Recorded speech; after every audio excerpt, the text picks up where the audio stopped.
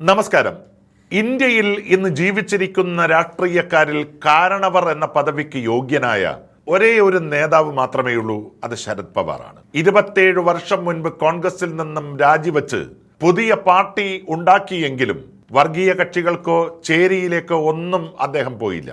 കോൺഗ്രസ് ഉൾപ്പെടുന്ന മുന്നണിയെ ശക്തമാക്കാൻ തന്നെയാണ് അദ്ദേഹം തീരുമാനിച്ചത്. കോൺഗ്രസിൽ ഉണ്ടായിരുന്ന സമയത്ത് പ്രധാനമന്ത്രി സ്ഥാനം മാത്രമാണ് അദ്ദേഹത്തിന് ലഭിക്കാൻ ബാക്കി ഉണ്ടായിരുന്നത്. പക്ഷെ കോൺഗ്രസിൽ ഉണ്ടായിരുന്നുവെങ്കിൽ മൻമോഹൻ സിംഗിന് പകരം ശരത് പവാർ ആയിരിക്കും ഒരുപക്ഷെ പ്രധാനമന്ത്രിയായി മാറുക.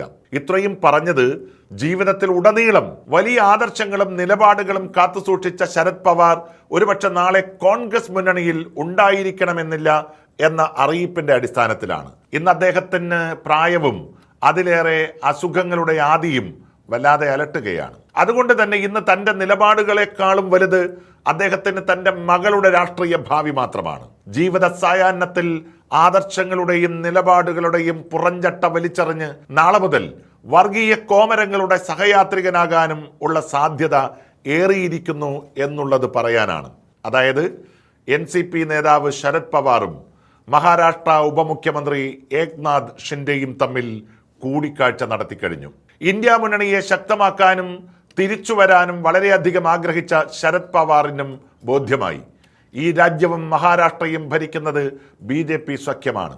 അതല്ലാതെ തൻ്റെ മകൾക്ക് മറ്റൊരു ഭാവി താൻ കാണുന്നില്ല എന്ന് അദ്ദേഹം അടിയുറച്ചു വിശ്വസിക്കുന്നു. അതുകൊണ്ട് നിയമസഭാ മന്ദിരത്തിൽ വെച്ച് നടന്ന കൂടിക്കാഴ്ച വെറുമൊരു സന്ദർശനം മാത്രമായി മാറാത്ത രാഷ്ട്രീയമായിട്ടാണ് എല്ലാവരും കാണുന്നത്.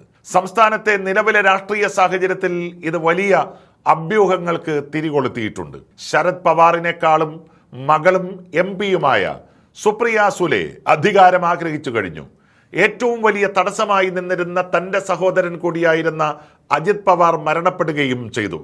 അതോടെ NCPയുടെ പ്രധാനപ്പെട്ട നേതാവായി സുപ്രിയ മാറിയിരിക്കുന്നു. അതിന് കൂടുതൽ ശക്തി കിട്ടണമെങ്കിൽ അധികാരം കയ്യിലുണ്ടാകണം. അജിത് പവാറിനെ പോലും തള്ളിപ്പറഞ്ഞ് BJP വിമർശിച്ച തൻ്റെ പിതാവ് ശരത് പവാറിനെ അനുനയിപ്പിച്ചാൽ മാത്രമേ തൻ്റെ ആഗ്രഹം സാധിക്കുകയുള്ളൂ എന്ന് സുപ്രിയയ്ക്കും അറിയാമായിരുന്നു. അതും ഇപ്പോൾ സാധിച്ചിരിക്കുന്നു എന്നാണ് അറിയാൻ കഴിയുന്നത്. ഒന്നുകിൽ മഹാരാഷ്ട്രയുടെ ഉപമുഖ്യമന്ത്രി, അല്ലെങ്കിൽ ഏറ്റവും സാധ്യത മോദി മന്ത്രിസഭയിൽ കേന്ദ്രമന്ത്രി. അതിനെല്ലാവരും സമ്മതിച്ചതായിട്ടാണ് ഇപ്പോൾ വാർത്തകൾ പുറത്തു വന്നുകൊണ്ടിരിക്കുന്നത്. അതിനു പറ്റിയ സാഹചര്യവും ഇപ്പോൾ ഇതാ യഥാർത്ഥത്തിൽ ഒത്തുവന്നിരിക്കുന്നു. മഹാരാഷ്ട്ര കർണാടക അതിർത്തി തർക്കം സംബന്ധിച്ച ഉന്നതാധികാര സമിതി യോഗത്തിൽ പങ്കെടുത്തതിന് ശേഷമാണ് ശരത് പവാർ നേരിട്ട് ഏക്നാഥ് ഷിൻഡെയുടെ ചേംബറിലെത്തിയത്. ക്യാബിനറ്റ് യോഗത്തിൽ പങ്കെടുക്കുകയായിരുന്ന ഷിൻഡെ പവാറിന്റെ വരവറിഞ്ഞ് യോഗം താൽക്കാലികമായി നിർത്തിവെച്ച് അദ്ദേഹത്തെ സ്വീകരിക്കുകയായിരുന്നു.